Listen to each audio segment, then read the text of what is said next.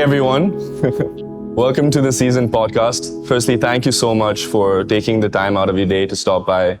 My name is Adrian. I'm the co-founder of Recipe. And for those who don't know, the goal of the Season podcast is to really shine a spotlight under what goes behind the scenes in the hospitality industry. So I think it would be best, as you guys have just met, to kind of give a small introduction about yourselves and sharing little personal details. Completely up to you guys. Hi, Sarah. Hi. I'm Tushar Singh. I've been a professional chef for about a decade or more than a decade now. And that's given me a chance to work and run some amazing restaurants. And now I run an underground diner called Gorilla Diner. I'm very excited about this. Which does like weekly drops. So that's what's happening right now. And, yeah, that's pretty much it. Cool. So I'm Sarah, and I'm the founder of Copper Cloves, which is a cafe and a cloud kitchen and a food brand based in Bangalore.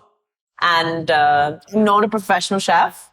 I guess I'm a food entrepreneur. My background is in completely irrelevant things. So psychology, economics, and politics. I had a career U-turn, as you say, and I started Copper Cloves as a physical outlet 3 years ago. And kind of before that, we were doing catering and pop-ups and workshops and stuff. But yeah, 3 years ago, I actually opened it as a physical space in Bangalore, in Indranagar. Interesting. And it's commendable, all the things that you've gone into with these 3 years after opening Copper Cloves. Because when I was researching about you, I got to know that the first Copper Cloves started as a granola snack stall. Yeah. So from there to running like 3 different versions of Copper and the media company, that must be like a hell of a journey. Yeah, it's a little hectic. But it's supposed to be that. yeah, the industry is like that. So Right. We go into the deep dive of how your journey was as a food entrepreneur. But I think before that, just for a little context, let's go back into your background. How was life in London, growing up in London? And your early influences, not just around food, but in life. And other categories like fast food. Yeah. No, so yeah, I'm from London and I grew up there.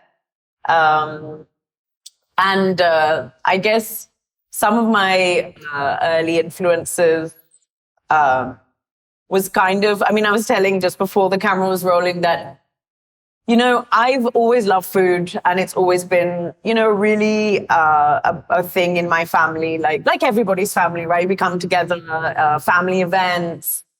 But I really got into cooking and food and also health. Like I was really lucky that my mom, she was a little ahead of the curve in terms of the health and wellness. She was into it from when I was a child. And kind of luckily, she made sure we ate healthily. So there was no packaged food. She knew about not having additives and stuff in the food. So I remember when I was young at school, I would be the one with a chopped up apple and everyone else has got crisps. And I'm trying to, and everyone goes around. I don't know whether this happens in India, but at school in England, everyone goes around and they trade crisps. Like, oh, you have that. Oh, okay, I'll trade you 1 for 1. And I was just like, hey guys, you want some apples? And everyone's like, nah. So my mom it was a positive thing, obviously, for me. I'm super grateful to her. And the other thing which is really amazing about my mom is she was brewing kombucha in 1999. Wow. She was so ahead of the curve. Ahead of the curve. And I was so embarrassed by this. My friends would come over and they'd be like, what's that weird thing? I don't know whether you know anything about kombucha brewing, but you have a weird SCOBY thing floating. Yeah, so I was like, my mom is just doing some weird stuff that she does. And anyway, she was like, this is a thing. We were like, no, Mom.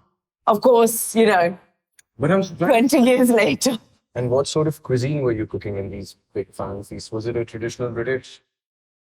No, because my family is not British, really. We are, in the sense we grew up there. But my mom's family is Sri Lankan. And my dad's family is a mix of all over Europe, but largely they didn't have a strong, I don't know what do you think of when you think of like British cuisine?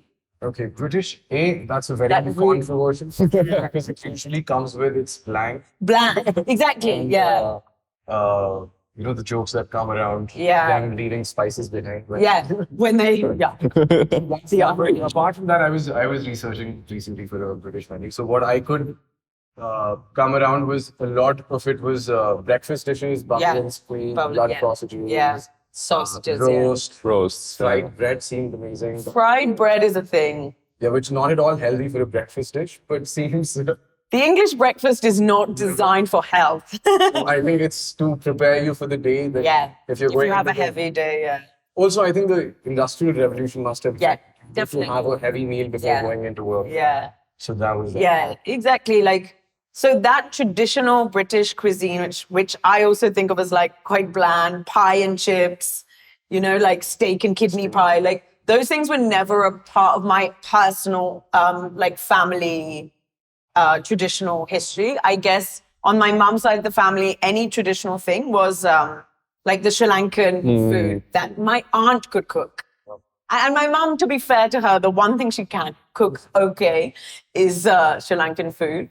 But she's not experimental. Like, it will be the same thing each time. But my aunt is a phenomenal cook. And so, like, also that's had a huge influence on me in terms of how I enjoy and cook Sri Lankan food. But coming back to, how do you pronounce that chef's name? Ottolenghi. Ottolenghi. Ottolenghi. So was your introduction to Ottolenghi also around the time, because I read that the switch to wellness happened after a marathon that you ran. It wasn't even a marathon. It was a 10K. 10K. It was slightly long. It was a 7-mile race or something Right. like that. So it was slightly longer than a 10K.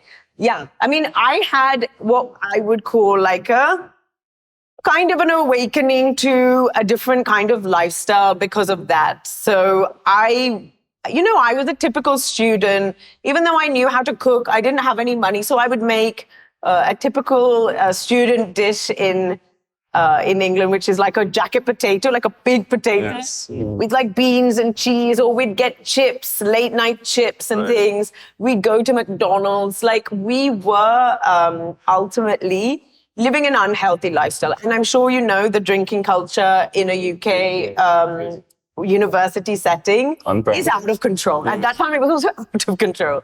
So I wasn't healthy. And then, like, after uni, you know, I was living in London. I'd started to work. But those habits of kind of, I could cook for myself at least. So I wasn't fully living on takeout. But I didn't think of myself as someone who is active and fit and healthy. I didn't exercise. And I didn't, as a result, therefore, think very much about what I ate. And I signed up to this thing, which a bunch of us signed up to, and I was kind of pressured into doing it, and I didn't think I'd be able to do it. And so I started running, and then I actually really enjoyed it. I enjoyed it, and I was okay. Like, I was actually, surprisingly, having never really run, I was quite okay at it. And then I was like, okay, this is something I enjoy. And I know it sounds dumb, but it had never really occurred to me that, oh, wow, exercise, like, I feel a bit better. I thought I'd feel more tired and I didn't have time. I felt way more energized. And then, because I enjoyed the running, I started looking at my nutrition, because like, you can't eat a heavy meal and go for a run. Or if you haven't eaten a proper breakfast or whatever, you're not fueled to exercise. So definitely my whole mindset around what is food changed. And because of the timing of the rise of Ottolenghi, I used to live in Islington, and that was where I think his first restaurant was. And I used to see people, at the time I couldn't afford to go there, but I used to see people queuing outside on the Saturday, and he'd have this display of salads and cakes as well, but salads and dips and everything. And it was like a help your own, like a deli, like you'd build a plate and you'd sit down. And I guess that maybe I just saw that, and he was also he was going big, you know, like everybody had heard of him. And I think I was gifted one of his cookbooks. And he was on the cooking shows on Saturday morning and everything. And yeah. I actually wanted to know more about, did you always know that you wanted to build something for yourself when you moved to India? Never. Never? Never. If you'd asked me, would you become an entrepreneur and like start something? I would have said, no, in a million years will I do that. I heard you mention that it wasn't even your secret dream to get into food. No. Or anything like that. Loved cooking. I don't know how this happened, honestly. Because I remember even when I lived in London and I would get, I'd get my salary every month. And I remember like reading a book about an entrepreneur, maybe it was Shoe Dog or one of these ones, and writing about the grind, how there's a concern you won't be able to make payroll. Like I was like, I will never do that. I cannot imagine how stressful it is to not know whether you'll have enough money month to month to pay your staff. So why I'm doing this is very unclear. It's just happened organically. What happened was I got into health and nutrition in the way I've described. It just became a part of my life. And when I moved here, I did identify a gap. But I felt that what I was seeing was more of like a trend away from naturally healthy living towards more, Processed food. processed foods, chicken wings in a brew pub as the trend of what it's cool to do. Right. And I felt that I wanted to bring that Ottolenghi style cooking just to my friends at first. But their reactions were like, this is so tasty. I cannot believe this is not this Out there in the market. Or yeah. And I was then I moved into doing more consultancy, helping people with their menus. I would still have told you, I will never start my own cafe where I am the sole, person. Owner or operator. With a bricks and mortar place. I literally didn't think I would do it until I did it. And how much time did it take for you to convince yourself that, okay, this is actually working? From the granola bar stall to opening Copper Clove as an outlet or deciding that, okay, this is what it is now. I am Copper Clove or the brand. How much time did it take to convince yourself that, okay, this is what I'm going to be doing now full time, or get you the confidence to do it? Yes. I think it was about 18 months. 18 months. Between the conception, of the first thing I ever did was a yoga brunch. So I did that with, I had this idea, which is something which was already done in London, but I had this idea that people would like it. I had moved to India and it was hard. I made my friends with my job and they're still really good friends. But once I decided to go part-time with that and start this, and I was living in Bangalore, it was hard to make friends. So I had this idea about the yoga brunch, which is a yoga class followed by a communal brunch where everyone will sit around a table and enjoy food together. And it would be my style of healthy, plant-based, but actually delicious and colorful and vibrant. And so you would have it, because you'd buy a ticket for yourself and maybe a friend, but you'd sit together, you would meet people and it would be nice. It's a natural sort of I think, long table or community tables are a better concept of doing brunches because there's a natural flow of conversation. I bet you're also able to gauge feedback and all of that. So that's exactly what I was going to say. That event, I got such good feedback that people straight away, even though I had no followers, right? I just made an Instagram, I think the day before, because I was like, I need to have a way of this. Right. And people were just tagging me and people were asking, where did you eat this? This looks amazing. And that feedback gave me some confidence that I before I'd only tested the idea with friends. So that I honestly remember people standing and looking at people eating my food, and they paid money for that ticket it was partly for the yoga class with an amazing and established and very good yoga teacher called Namrata. And I'm so grateful. She literally helped me because she had a following already, but also for the food. And I remember just looking people are people have paid to eat my food. It was my first experience of that. I was almost crying. I was so moved by their reaction. And because I'm not a professional chef, it never occurred to me that one day people would pay to eat my food. And this is a completely different skill set that I can now explore that I hadn't thought about. And I did realize that day that people can enjoy plant-based food and healthy food and still have a celebratory time. So my hypothesis was right. So then I started doing lots of events, supper clubs, evening yoga, followed by this idea of buying a ticket and meeting people. Because for me also, I met people that way. You know? Then I also played football, and I used to, do snack packs or something for them. We would collaborate with the football team that I played with, which is called Sisters in Sweat. It's like a women's That's cool. intersport thing. That was also a huge way that I would share my food with people before I had my own outlet and before I really knew what my brand would be.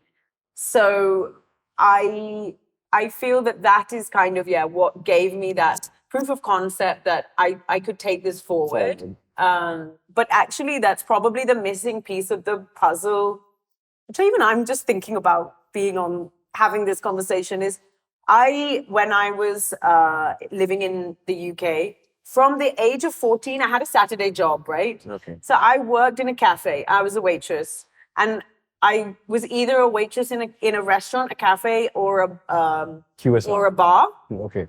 Never a QSR. I was never behind that till. I was either a waitress in a pub, like a British pub, like pulling pints, but also serving food. And also events, like in a lot of uni students, like to make money, like there'll be events there's something called the Hampton Court Flower Show. It's like a flower show, right? So they'll have a makeshift restaurant, and loads of you will go and just work, and it's just for short periods. I loved my jobs, always. I love hospitality. I love interacting with people on a table, and I realized that actually if although I never thought I'd own my own place or run it, because I wouldn't have thought of myself as a natural entrepreneur because I was very risk averse at that time. But I knew I loved hospitality. Like I didn't want to work in a shop. Like lots of people prefer, we all had Saturday jobs. You either work in a shop, behind, like a fashion shop. And lots of people wanted that because you've got really cool clothes. But I loved hospitality, like talking to, whether it's, and you meet so many different people, whether it's, an older couple who've come that you would never meet in your normal life. True. I think you end up meeting so many new and interesting people and see their reaction. Yeah. So I think was that where subconsciously that seed was planted in your head? I think it's all subconscious. There's a subconscious thing of, I do love hospitality. I love hosting, which I also realized from dinner parties and then supper, and then, actually it becoming something that I was doing.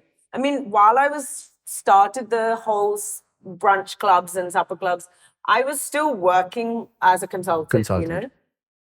At what point I decided to fully give up my day job was really difficult for me, because I feel that it becomes your identity. My identity was, I worked in the not-for-profit sector. I had that identity for a long time. And a lot of fear held me back. So I didn't leave it because I didn't like it. I had a strong feeling that I could do something different, that I felt there was a gap in the market. I felt that it would bring something to the table, as it were, that wasn't being done in Bangalore.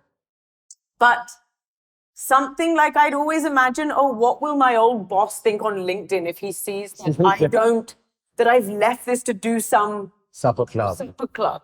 Why? I mean, probably he'll think, cool, but the fear holds you back. Like, Also, you've been programmed, right? Yeah. To You get a job and get a you job. know, like- Business or entrepreneur journey is difficult. Yeah. You always give an example of the people that have failed in your family or in your friend circle.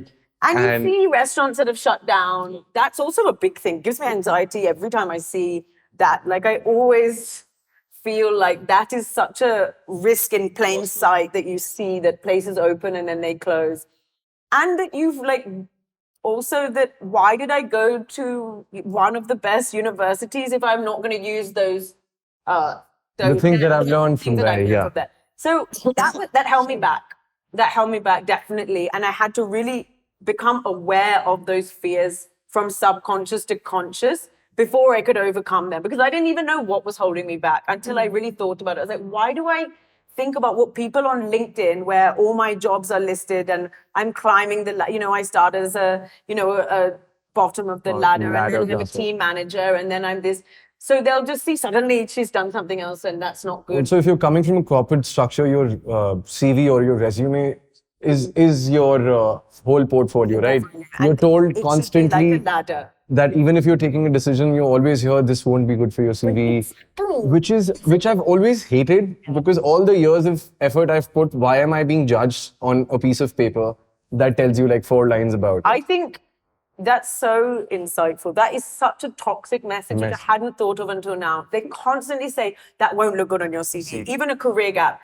But how will that look on your And mostly these are the resume? people that don't have the guts to do what you are trying to do. Exactly. So they're just like, don't go into it. If you honestly live your life worrying about what your resume will look like, It's a hard one. Yeah, It's really a sad end up in a situation that you may not feel fulfilled. I had a gut feeling, like I really, this is one of the things which I talk about a lot. I really live from my gut. Like, why did I want to move to India? It was a gut feeling and nothing more.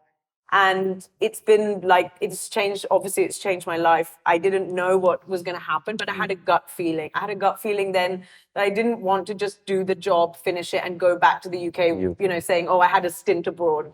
I had a gut feeling that I wanted to stay and I needed to find a way to make that work.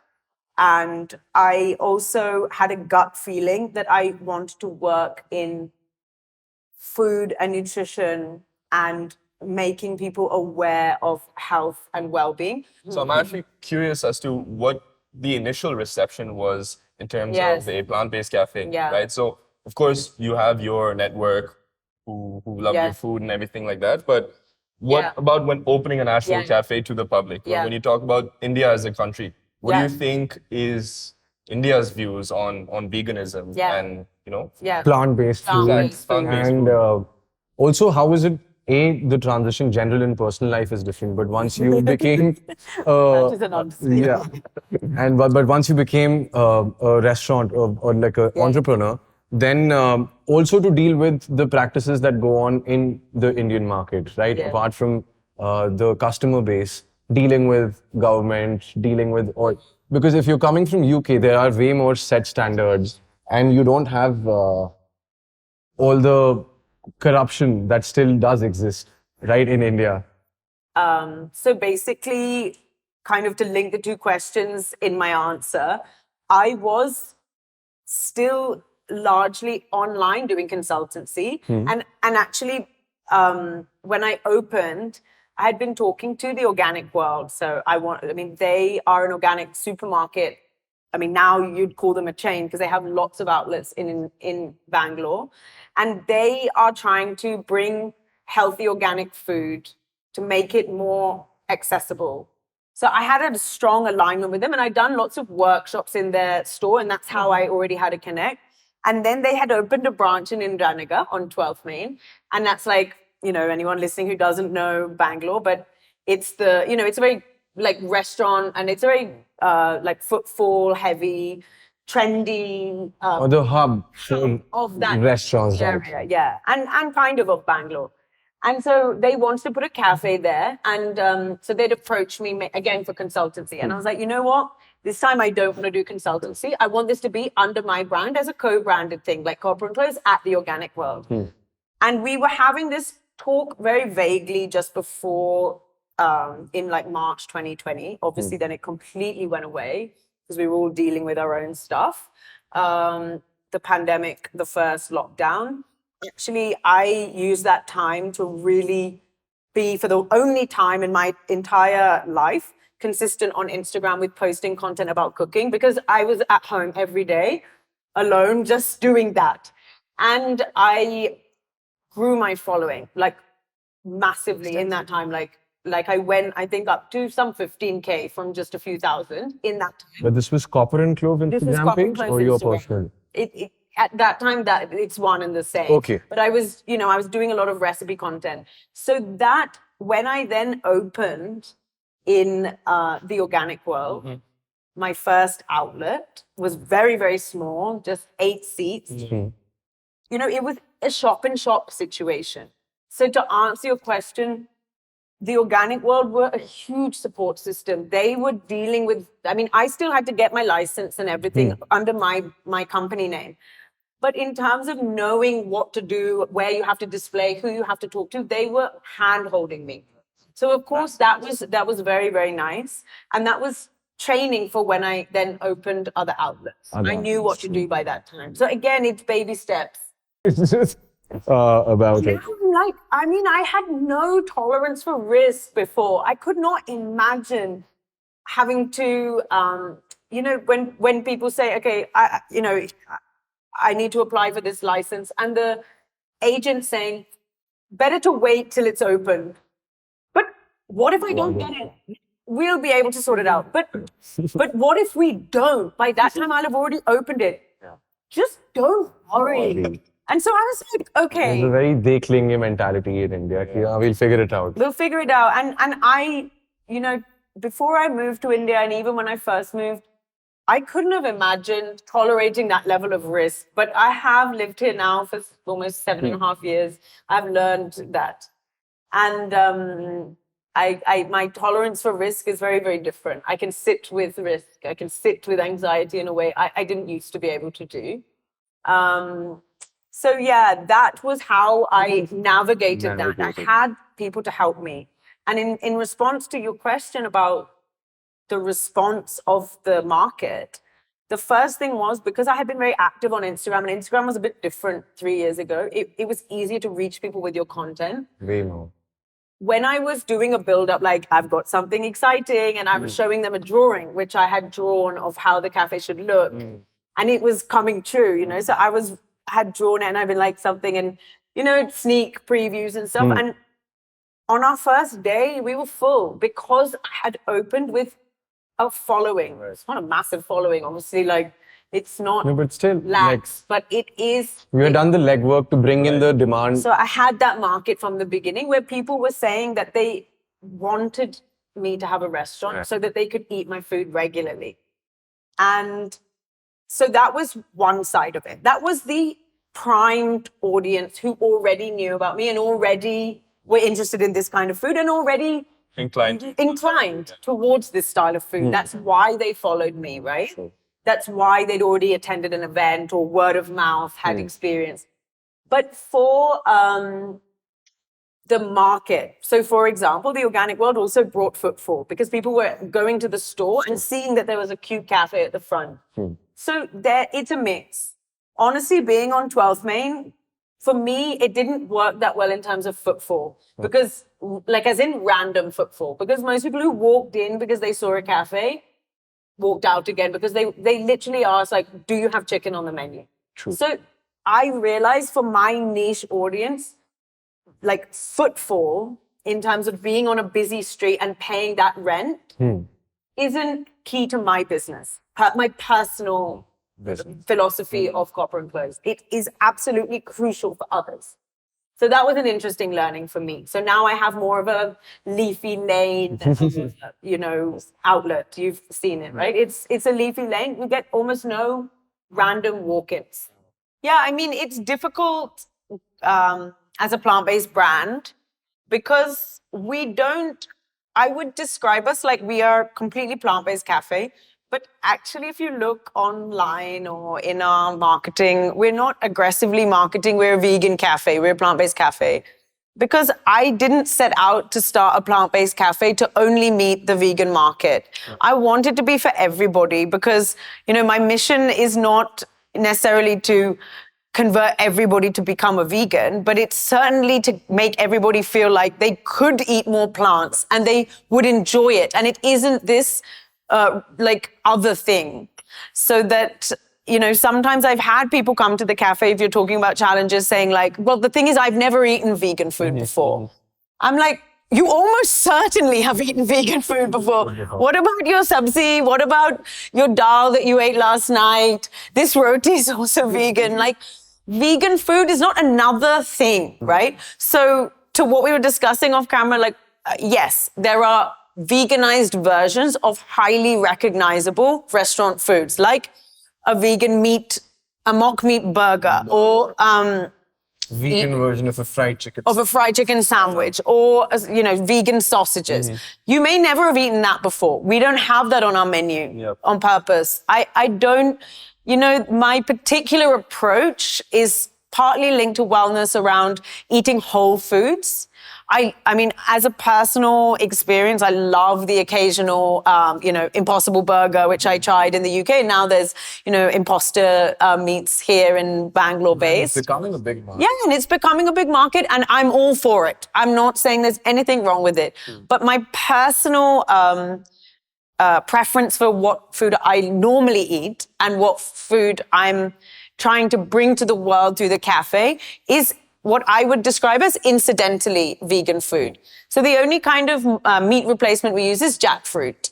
We do a slow-cooked pulled jackfruit barbecue thing, and it's a taco. It's a really good replacement for sports. Yeah, and it's meaty, And we did the taco event here at the Courtyard, and we completely sold out. We did as well as any other store. Not because we'd advertised ourselves as vegan tacos. We didn't even say anywhere. It was just good food. Good food, and people liked it, and it looked colorful. We had loads of different sauces, and we did charred corn, and it was avocado season, so we were putting slices of avocado, and it was yum, and people liked it. So that is the vibe of Copper Cloves. It's like, this is plant-based food, and actually it is incidentally vegan, and it is incidentally good for you. Like, these are whole foods. We don't use processed foods on the menu. But the challenge is that some people will come with a preconception of like, I don't eat vegan food. And but the thing which makes me happy is a lot of people come and I don't know, I mean, this is kind of a phrase which I've learned over the last few years, is like, I'm a hardcore non-vegetarian. You say that about yourself. Every time somebody tells me I'm vegan, I have to calculate. Again, I'm a hardcore non-vegetarian. I'm a hardcore, yeah. So the thing is, even hardcore non-vegetarians who visit the cafe can leave happy. Because, look, even you're not a carnivore, right? Yeah. A hardcore non-vegetarian still has to eat some vegetables and they enjoy it. It's not like I don't enjoy it, but I think it's that stigma that we were talking about, right? Yeah. That vegan food is either from some other planet, or it has to be very different and not as tasty as the normal food that you eat. Yeah. But I'm glad you brought this point up, because that's how I stumbled upon Copper Cloves in the first place. I think it was 2019 when you were doing with Organic Wars. Yeah. And around the same time, we were trying to make a keto and vegan menu for toast. And this thing I had in mind, that I had an issue with vegan food always trying to be a replication of existing dishes rather than trying to make vegetarian food actually tasty. Exactly. And then during research, and a lot of people suggested Copper Cloves. Oh, really? Which I went through your menu when we were trying. Unfortunately, we never launched the menu at first because of COVID. But a lot of inspiration was from Copper Cloves in terms of how can you make vegetarian food tasty or vegan food tasty without trying to copy existing dishes. Yeah, exactly. Because then you have a clear, what do you call it? You can do the difference very openly, and it will never match up. Yeah. If you've had a fried chicken burger and you make a mock fried chicken, it won't be as good. Rather try a new dish which champions the vegetable. Anyway, exactly. But I think it also connects with the customer, right? That you're not trying to cheat them, like we were discussing. That a lot of times they tell you it's vegan food, but there'll be butter and other stuff in it. So with us, we have a vegan kitchen. There is no animal product in the kitchen. And because we don't have any non-veg products in the kitchen, I don't have to worry that a mistake will be made. Or there's going to be cross-contamination. That there will be cross-contamination. So the much bigger problem I have is if someone is allergic to nuts. I'm like, can't think of anything off the top of my head which doesn't have nuts. It's so important. Nuts are so important in vegan. It's it adds, creaminess, fat, all these things. And now one other a challenge which is kind of unique to working in India is catering for the Jain community, who are drawn to the cafe because it's plant-based. But they're a little more onion and garlic. Yeah. So then I have created specific dishes which are naturally don't have onion and garlic, because I also put onion and garlic in everything. So yeah, those are, guess, some of the challenges that I've faced. And then I've also, all of this is self-created. Another challenge I have created for myself is not importing products. So even though we are a global cuisine cafe, cuisine agnostic, food from which you describe as Mediterranean, or which you describe as Middle Eastern, or you would describe as, American style or Mexican, we don't import. So we only have avocados on the menu when they're in season. And they're locally. And they're locally grown. So the problem with that is a lot of people will come to a wellness plant-based cafe and expect to see avocado toast on the menu, but we only have it for the period of the year. That's where but it's vegan food, right? At one point it was the avocado toast, and that was what vegan. Yeah, that was the butter chicken of the vegan world. That's such a good description of it. So so we have a thing called pea smash on toast, which I feel is just as good. Obviously, I love avocado. Yeah. So working with local ingredients has been a joy. It's a challenge because I didn't know all of them when I first moved here. But one of the things which I always remember I did at one of my first brunch clubs was a bottle gourd ceviche.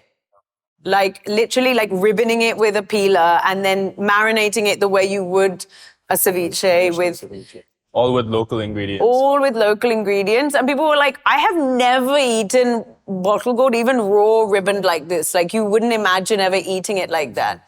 So I actually really enjoy stuff like that. And, for things like pomegranate molasses, right? It's such an ingredient which I used to buy when I lived in London. Very expensive. And it's all coming from the Middle East. But India, you told me about gherkins being grown in Karnataka. India grows the bulk of the world's pomegranates. But they're used in a different way here.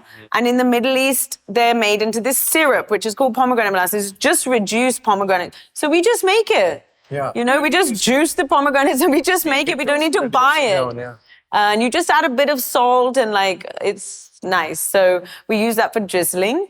And the other thing we're talking about is capers. Capers are now grown in India. So for our Mediterranean salads and things, we put capers, and they're from Tamil Nadu, from Ishka Farms, which is one of the only farms growing capers. And they're very good quality. Also quite a lot at Copper Cloves. Yeah. Whatever is in season, what is locally available. What does the variety look like in terms of ingredients, local ingredients, for vegan options? Would you say that there's a lot of variety? Yeah. Because honestly, the South Indian the vegetables is unbelievable. In the UK, if you could only use locally grown vegetables in your area, you would struggle. Nobody is really doing that. But here, there's such an abundance of different types of vegetables. And we like to think that one of my wellness advice to people when I work with them one-to-one as a client is always eat the rainbow. Try and eat vegetables of as many different colors as possible. It's so easy to do that here with everything from really bright beetroots being grown locally to gourds to the range of leaves that are grown locally. We use red amaranth. This is amazing, yeah. It's so amazing. And that's not something I really knew of before I moved here. Just a well-roasted beetroot. We have this on our menu. Because I was a problem child, and that's how I got into cooking. They got sick of cooking food for me, so I was like, okay, I'll start. So I ended up tasting a lot of vegetables after I joined the industry, and roasted beetroot was one of them. I was just like, okay, this is.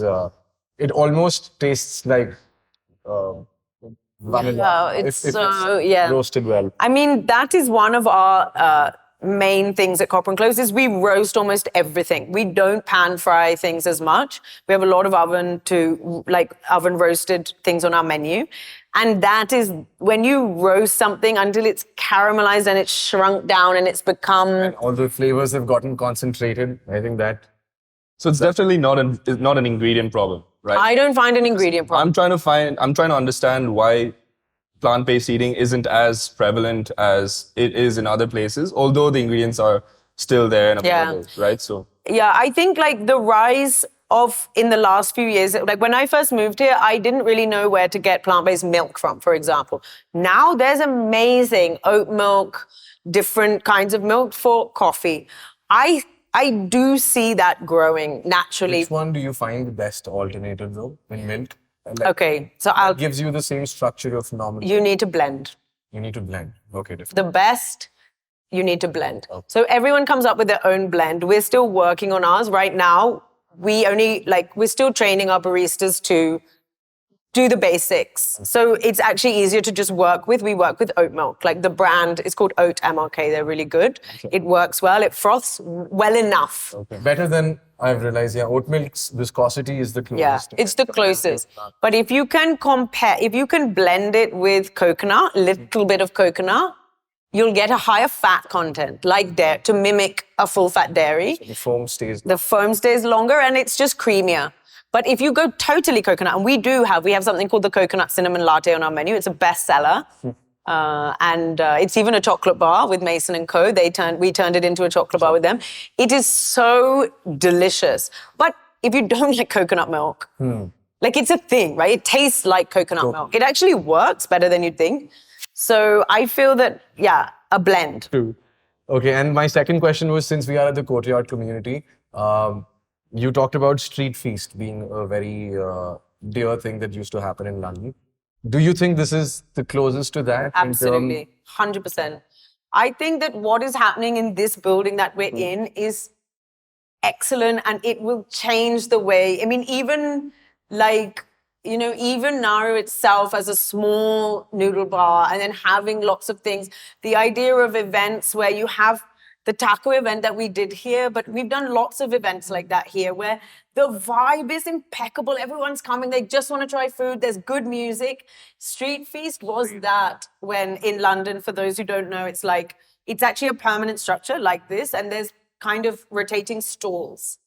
And the quality of food, it's not like, a lot of it is, home chefs trying out there. It's considered a pipeline for getting your own restaurant.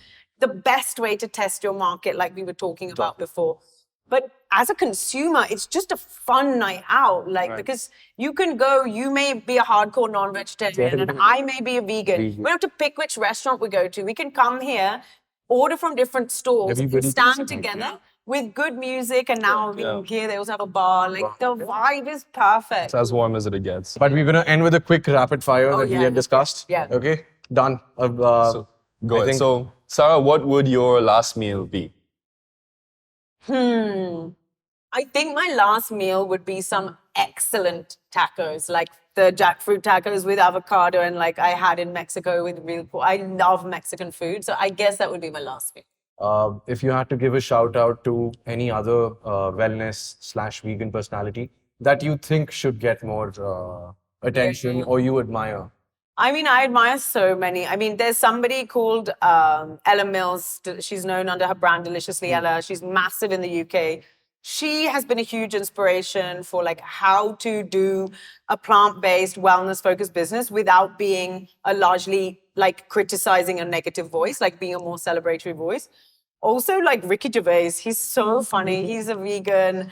He talks about animal rights, and he is very aggressive and shaming. I mean, that's his comedy across the board. But I kind of appreciate his comedy so much. So yeah, I think those are maybe two that have come to mind. But there's honestly so many. Ottolenghi, so many people who've inspired me. I couldn't even pick one.